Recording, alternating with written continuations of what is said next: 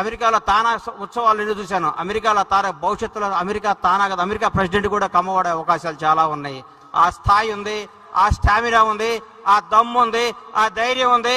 ఎవరికైనా ఎదురు తిరిగి నిలబడి సవాలు చేసే సత్తా ఉన్నవాడు కమ్మవాడు.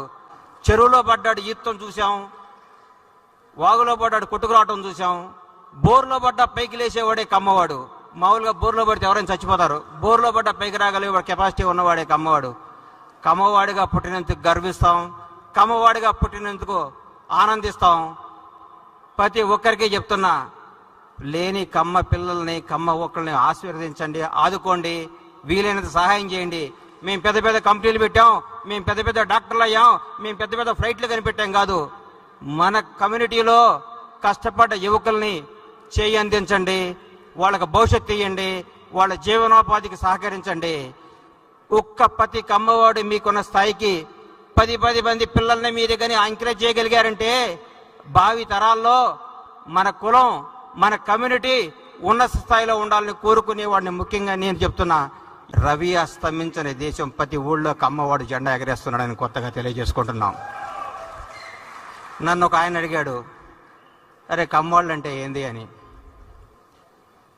ఉదయాన్నే సూర్యుడితో గొడవ పడుతూ ఎప్పుడొస్తావని లేపేవాడు, అవసరమైతే సూటు ఇప్పి నాటేసేవాడు, ఆకాశం వైపు కసిగా చూసేవాడు, అవకాశం కోసం ఆశతో ఎదురు చూసేవాడు, నిజాయితీగా మాట్లాడేవాడు, ఎంత కష్టం వచ్చినా ఆత్మాభిమానాన్ని తాకట్టు పెట్టకుండా విజయం కోసం పోరాడేవాడు.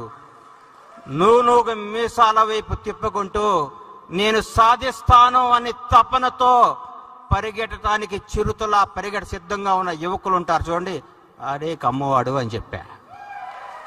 అన్ని కులాల్ని గౌరవిస్తా, నా కులాన్ని అభిమానిస్తానని చెప్తా.